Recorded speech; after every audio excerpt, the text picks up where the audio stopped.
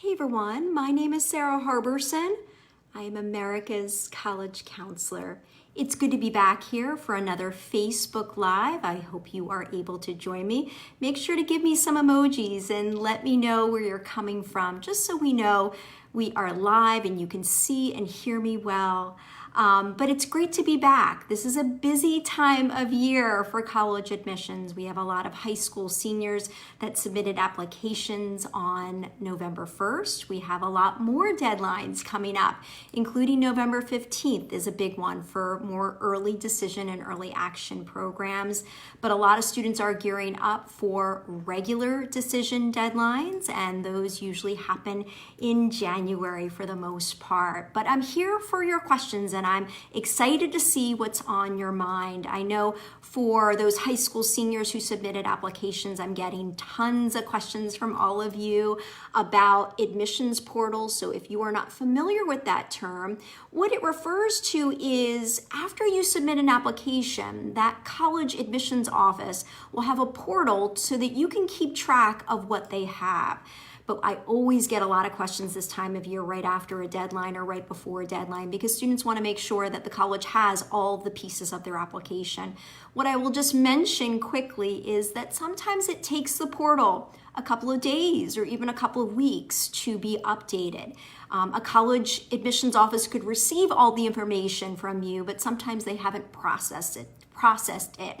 But definitely check your admissions portals for all the colleges that you have submitted applications for to keep track to make sure you are on top of everything. And here's another tip about the admissions portal. Some of those big universities will actually provide your admissions decision right in the portal. And sometimes they don't even notify you. So you have to check that on a regular basis. All right, I think we've got some questions coming in.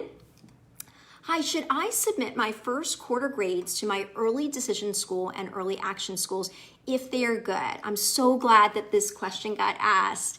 It was definitely on my list as well. So here is the thing about first quarter grades. If you apply early decision or early action and you get really strong first quarter grades from senior year, it is always a good idea to look into whether or not the colleges that you've submitted applications for early action and early decision, if they will receive those first quarter grades. What I have found is that most of the private colleges and universities are happy to take those first quarter grades, and they can come in from your college counselor electronically, or sometimes even the students can self-report their first quarter grades. I notice though with the public universities, they are getting such a huge volume of materials that they cannot process those first quarter grades. But if you've applied early decision or early action to a private college or university and you've done extremely well, then I would definitely recommend talking to your college counselor about submitting them right about now or as soon as they are available. I remember when I worked on the college side of this process, if there were first quarter grades and they were really, really strong and the student was competitive in the applicant pool, that was another reason for me to point out for that student to be admitted. All right, next question. How much do chances go down when applying with a need-aware school? This is a really important question. I just finished an Application Nation Zoom call on financial aid, and I introduced that group to the term need-aware. Not many families know about it. Need-aware colleges are colleges that will factor in a student's ability to pay when they are evaluating the student's application. So for example, when I was the Dean of Admissions at Franklin and Marshall, when I first arrived there, they were a need-aware college. So when I was reading a student's application or a staff member was reading a student's application, we could see how much financial aid that student qualified for. And that meant that students who qualified for financial aid or a high amount of financial aid, they absolutely could have a harder time getting into that college. Now, the good news is that I changed that policy. It's an absolutely archaic and unfair financial aid policy, but there are some colleges in the country that are still using a need-aware admissions policy. So We showed the website for Tufts University. Surprisingly, Tufts University is a highly selective college, yet to some extent, they admit some students under a need-aware policy. I'm guessing that it's towards the end of the admissions round, and those students who aren't as strong in their pool who need financial aid may be at a disadvantage, but there really aren't too many of those colleges nowadays. What I would do is look on a college's website to see if they indicate whether they're need blind, where it doesn't matter what your need is, the college will usually be able to meet it 100% and it doesn't factor into the admissions process, or if a college is need aware. What you will notice though is most need aware colleges won't admit it on their website. So pick up the phone and call the admissions office or the financial aid office, and you will usually get a straight answer from them and an honest one. Next question. Your insights are so incredibly helpful. Thank you, Lisa. Any advice on submitting an art supplement? Can you put a link in the additional information section of Common App? Okay. So any of those artists out there, I hope that you are saving your pieces because it can create an art portfolio. And there are going to be some colleges that will permit you to submit that art portfolio. A lot of the colleges will use a platform called Slide Room, and there might be some competitors as well, but it would be available on the college's application if they have their own application, or on the college's supplement. If you don't see an additional platform for you to be able to provide your art portfolio, I don't necessarily recommend that you list it in the additional information section, because if the college is not offering that extra platform to submit your art portfolio, it probably means that that college does not look at those extra materials. Another tip about art portfolios, I would say that if the student is listing that they want to or intend to major in art and they submit an art portfolio, there is a much higher chance that that art portfolio is actually going to be reviewed, usually by the art department, the professors in the art department at that college or university. If you want to be a biology major, or you want to be an English major, a history major, but you're also a good artist and you submit your art portfolio, there's a very good chance that it will not be reviewed, because those students that are listing art as their major are definitely going to be prioritized in terms of reviewing the art portfolios. Next question. How much do teacher letter of recommendations weigh? Our high school is large and teachers write many. Teachers don't have much time, long lines of kids at office hours, so it is hard to develop a relationship with teachers. My son is worried their letters won't be personal or detailed enough. Well, Stephanie, I can relate. I went to a high school that had about 700 students in each class. And so getting to know teachers, and especially my counselor, it was a guidance counselor, I didn't even have a college counselor, was very difficult. So what I would say is, especially for those younger students, even if you go to a large public high school like I did, you can build rapport and build a really strong relationship. Not with every teacher. You don't need every teacher for a letter of recommendation, but I would start thinking about teachers that are giving you good grades and giving you compliments and mentioning things that you're doing that are really, really well, because those teachers are the ones that you want to target. And I generally recommend that you should be asking core academic teachers. Junior year teachers is ideal, but sometimes it just doesn't work out that way. Another alternative would be those sophomore year teachers. There are some elite colleges that are now saying that they want letters of recommendation from junior and senior year teachers. I can tell you right now, it's very difficult for a senior year teacher to write a letter of recommendation for you. If that is the first year that they're teaching you, they would only have you in class for a couple of weeks before you would be submitting early decision and early action applications. So those teachers aren't as helpful in the admissions process. But in terms of trying to get to know teachers, think about opportunities to have conversations with them outside of class. Yes, you can do really well in the class. You could be a huge participant in class discussions. You could do well in assignments and papers and exams. But it's those conversations that students have with teachers outside of class that have nothing to do with their grades.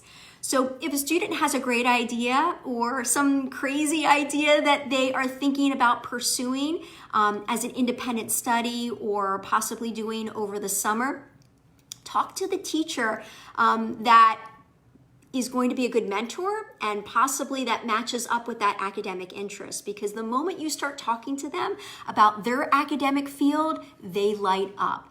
And then when you ask that teacher for a letter of recommendation several months later, they've got a lot more anecdotes to share in that letter of recommendation. So good luck. Next question. Hi, Mark. If you have the opportunity as a junior to connect with admissions officers that cover your region, would you recommend doing so? This is a great question. Most admissions offices are organized by region. So for example, when I worked at Penn, I covered New York City for a big part of my career at Penn. I covered the suburbs of Philadelphia. I covered New Jersey. And it was, at the time, it was actually listed on the Penn admissions site so that any family from those areas could reach out to me. Now, you know I love interacting with all of you, and I did that as a Penn admissions officer and an associate dean at Penn, but not all admissions officers are like me. They're not as open and willing to chat with students, especially younger students. So as much as I think it can work at a smaller college, you just want to keep in mind that a lot of times those admissions officers are focused first and foremost on the high school seniors that they're dealing with. And the other thing to keep in mind is admissions officers will often change regions every single year or every couple of years, and they often will move on and leave the admissions office. So if you build up this great relationship with an admissions officer, and that's pretty rare, most admissions officers want to keep some distance between prospective students and themselves because they don't know how the admissions process is going to work out. But even if you get close to an admissions officer or have a nice rapport with them or an email exchange, it's possible that they will move on and not be working in the admissions office or will have a different region of the country by the time you graduate. So I don't think it is a bad idea to see who your admissions officer is. Again, if it's a smaller college and you're visiting campus, you might want to drop them a line in advance to say, do you have any time? Don't be surprised if the admissions officer doesn't reply to your email. I never did that, but I can't tell you how many students are so concerned because they send an email to an admissions officer and the admissions officer never gets back to them. That is pretty common, so just keep that in mind. They're all not like me, unfortunately, but at least you have me on this side of the process.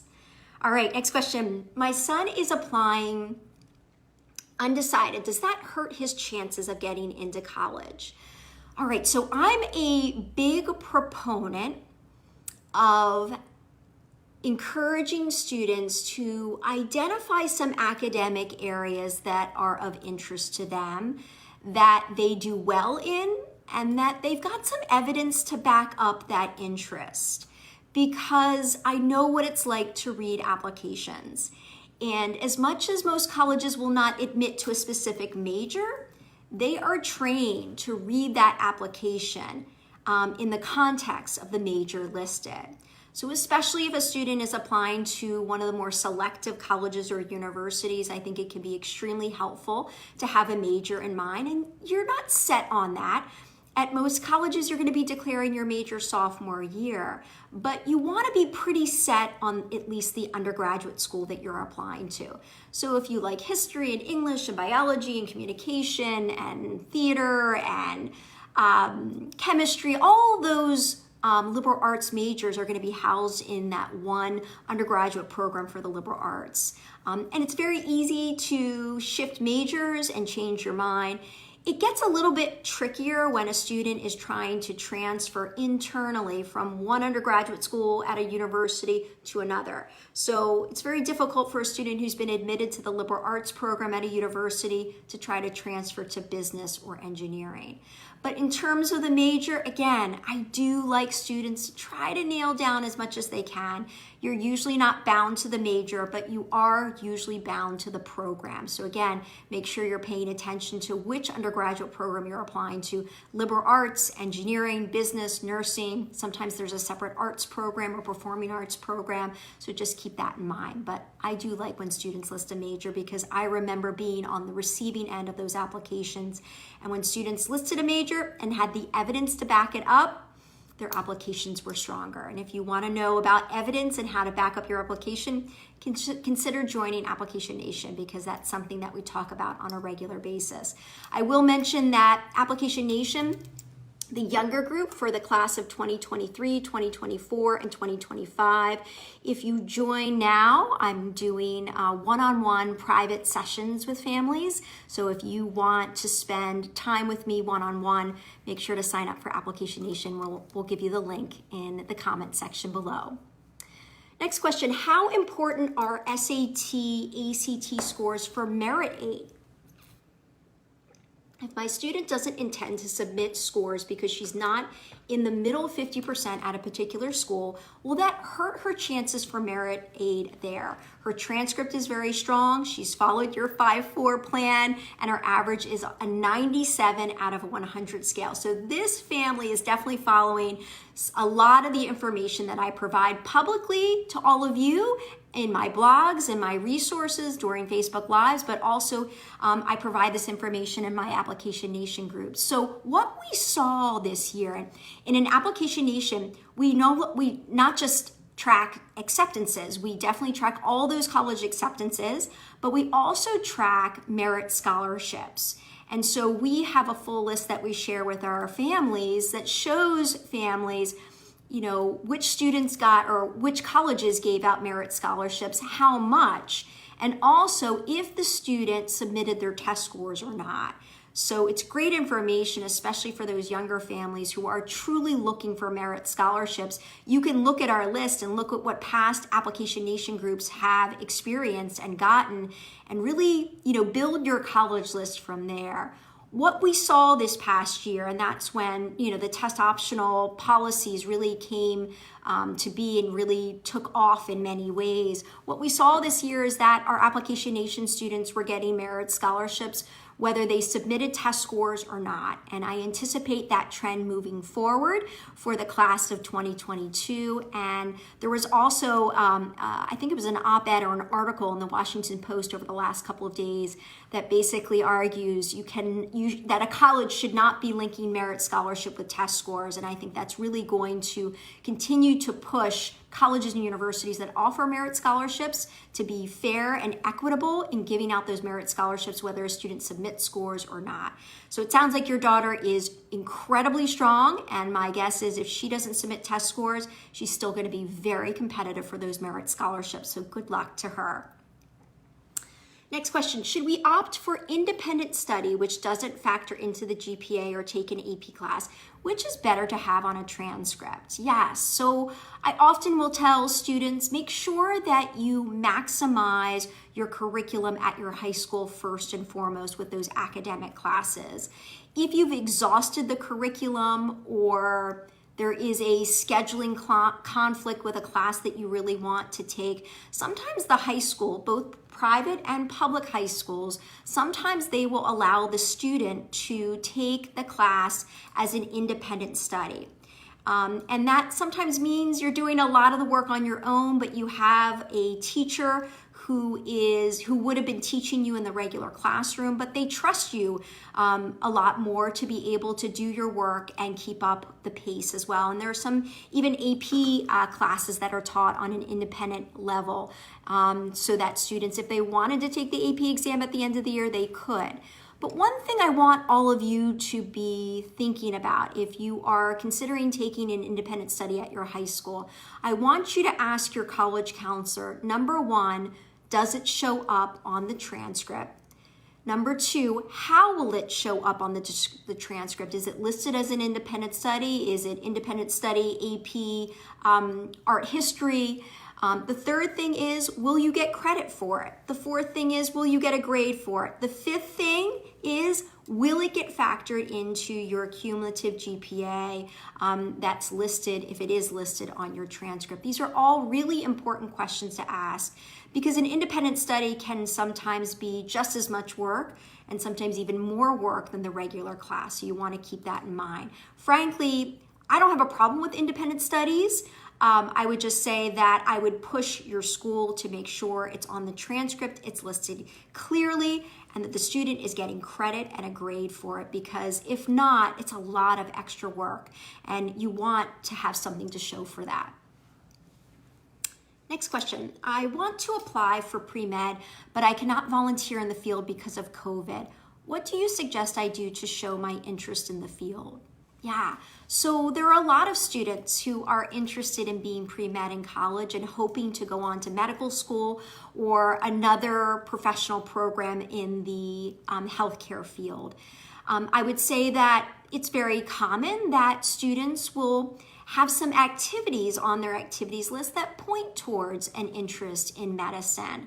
I think the more common ones would be being a hospital volunteer, for example, or working in a doctor's office, or sometimes even doing science research in a lab. I don't think students have to do those things to show their interest in medicine, though. We have this student from Application Nation 2021 who wants to be a physical therapist. And when the pandemic shut everything down, she missed this opportunity to have this very impressive internship with a physical therapy program and office, where she would be not only observing but actually learning the ropes of physical therapy in person. Once COVID hit, she was not able to do that, but you know what? She was pretty creative and she was really helpful to her family. So her grandfather needed physical therapy, so on a regular basis, she was there with him and they were using Zoom to work with a physical therapist, but she was the one hands-on with her grandfather, and that made for an absolutely beautiful activity listing on her activities list in her application.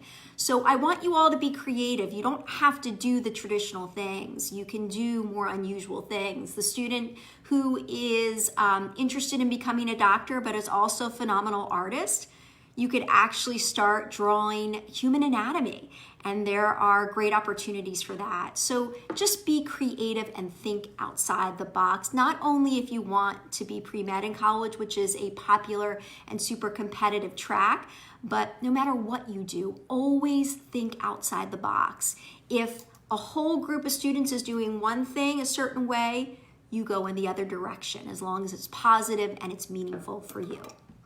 And that's how you get the most distinct soundbite as well. You all know I wrote the book on soundbite. If you're curious what it's all about, check out my book on Amazon or any online book site. You'll be able to get it easily. Or you can join Application Nation, and I teach you guys Application Nation, and I also edit and finalize all the students' soundbites as well.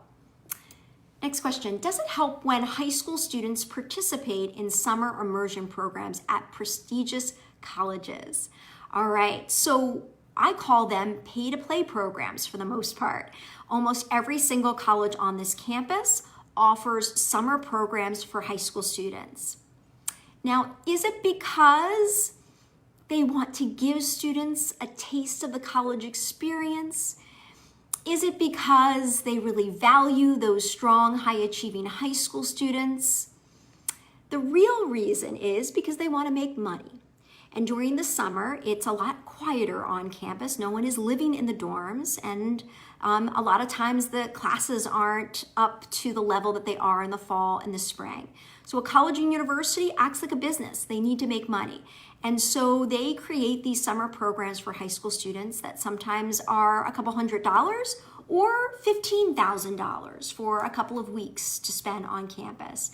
I would be very cautious of these pay-to-play programs. Not only are they extremely expensive, they are also sometimes going to disadvantage a student, especially if they're applying to highly selective colleges. Even the highly selected college that offered the summer program. You have to remember that these summer programs are usually handled by an outside company or at the very least a separate department on campus. The admissions office on that college campus has nothing to do with the admissions process at that summer program. So just keep that in mind. I would much rather you do a homegrown project that's in my book, SOUNDBITE, or get a real job or help your family out in some way.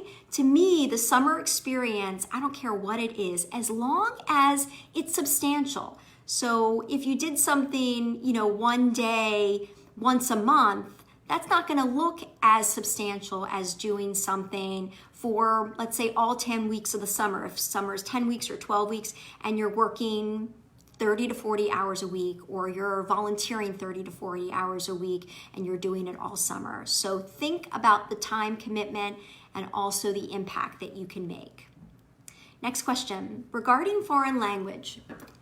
It seems admissions requirements vary 2 to 3 years depending on the school. Is it acceptable for a student to fulfill 3 or 4 years of foreign language requirements with 2 years in high school and 2 years in middle school if it all appears on the high school transcript? Our school system posts foreign language from middle school on the high school transcript. So foreign language is something that I get asked a lot about. If you follow my 5-4 plan, foreign language is one of the 5 classes that I recommend that you try to take all 4 years of high school. Not 4 years of the foreign language, all 4 years of high school, 9th, 10th, 11th, and 12th grade, if those courses are available at your high school, even if you took those classes in middle school. And that's going to make you the most competitive applicant no matter what major you're listing. But there are a lot of students that could take Spanish 1 and 2 or Spanish 1 in middle school, and it could be actually listed on a student's high school transcript. And that's great because it actually advances the student, so they could arrive in 9th grade for high school and be in Spanish 2 automatically. And that means Spanish 3 in 10th grade, Spanish 4 in 11th grade, and possibly AP Spanish by senior year. So that's an ideal situation. But taking 2 years in middle school and then taking 9th and 10th grade of foreign language, it's not going to be as impactful or as powerful as taking it 9th, 10th, 11th, and 12th grade. Now, the less selective colleges, they've got minimum requirements, and it's nice to meet the minimum requirements, but it's always a good thing to go beyond that. But as you look at highly selective colleges, they almost expect that the student is taking foreign language 9th, 10th, 11th, and 12th grade. Now, there are going to be some exceptions, right? There could be scheduling conflicts, and the student simply is not able to take foreign language maybe in senior year.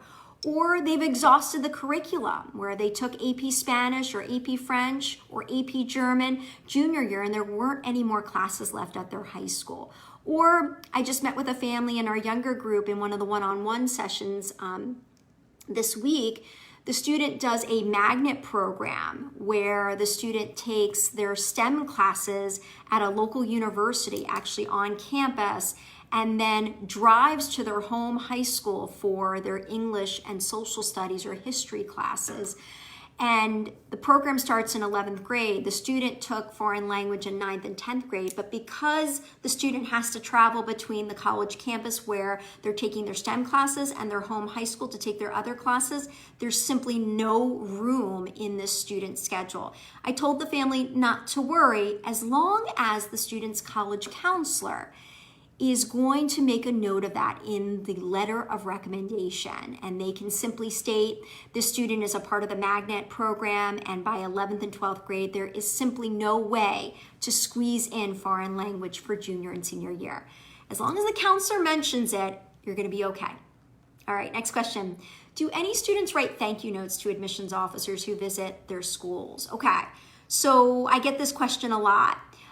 Thank you notes. You could write one after you have an interview. You could write one if you visited the college and you had an information session. You could write one if the admissions officer visits your school, either virtually or in person.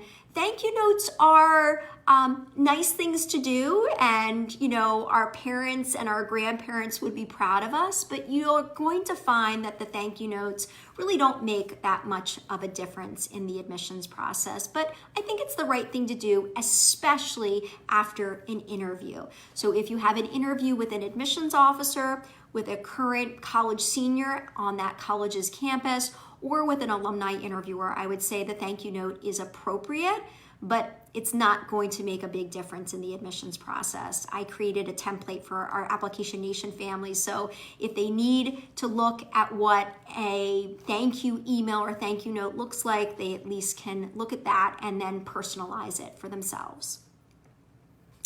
Next question, or we're finishing up. Oh, here's another one. Yeah, sorry about that. All right, would admissions officers bother looking at a student's homegrown blog about social issues and change makers? Yes, they would. Not all, but most would actually. They're not gonna spend a lot of time on it though. So if you list that you write a blog and that the blog is one of your, let's say, 10 activities on your common application, a curious admissions officer, if they have time, will check it out. They're probably going to look at the landing page of your blog, so make sure that looks really great. And they'll probably glance at how often you publish your blog. I know that when you're more consistent with your blog, it shows more of a commitment, and the longer you've done your blog also helps a lot. So a student who starts their blog senior year, it's not going to be as influential or substantial as a student who's been writing a blog since, let's say, 10th grade on. And if you are posting or publishing on a regular basis, that's definitely going to help you. I took a look at one of our Application Nation students, class of 2022 blogs a couple of weeks ago just to give him some feedback because he's going to be listing it on his activities list, and just getting my eyes on it can be really helpful for the family because I'm looking at the blog very differently than they are. I'm looking at it as an admissions officer. All right, next question. My child's school offers American Sign Language, which my son is very keen to take rather than Spanish or any other language option. Can it be considered as a foreign language? That is a good question, and it's going to vary from college to college, and things are changing. I think when I first got into college admissions, American Sign Language was not looked as an equal to a traditional foreign language like Spanish, French, German, Russian, Mandarin, or even Latin or Greek. Oftentimes, admissions officers would make assumptions about students who took American Sign Language. So, for example, sometimes students who have a learning difference or a reading issue, sometimes they would take American Sign Language as their foreign language. And that sometimes would indicate to an admissions officer that that student had an LD. Now, this is the thing about learning differences. They are protected under the American Disabilities Act, but college admissions is kind of a little dated, and they have in the past used that against students in the admissions process. Again, I said things are changing, and I think they really are, but if you want to play it safe, I'd stick to one of the more traditional foreign languages, but my hope is over time, the more we talk about this and the more we write about it, that colleges will be forced to be a lot more accepting of students who want to take American Sign Language, whether they have a learning difference or not. I wrote a blog about this several years ago, so you can check it out on saraharberson.com. I talk often about the discrimination, the bias, and the advantages in this admissions process, because I believe the more we talk about it, the more colleges and universities cannot get away with it. All right, one more question. All right, for alumni interviews, should students send their resumes beforehand? I actually am going to answer this question, Joanna, in my blog. We're going to publish it tomorrow. And I talk about alumni interviews specifically. What you'll find is, and I say this in the blog, in addition to a lot of other really good tips, what you'll find with alumni interviewers is, they're curious about the student and they don't have access to the student's application. So oftentimes they will ask for a resume in advance. If they ask for one in advance, absolutely bring one along, and maybe bring one along just in case, you never know. But that means you need to have time to put together a resume, and I know those high school seniors are really stretched right now with coursework, still writing and editing essays, filling out applications. So just remember, the resume can be about a page. It's probably the easiest thing to do. Keep it simple and straightforward. Remember that resume shouldn't have typos or grammatical errors, but it's not going to be part of your application. So I don't think it's a bad idea to have one waiting in the wings, but usually the resume is not what matters. It's what's in your application. All right, on that note, it was so good to see you all here, and I hope to see you once again back here in December for our Facebook Live. And if you have any questions along the way, I'll be doing an Instagram Live, I think this Friday as well.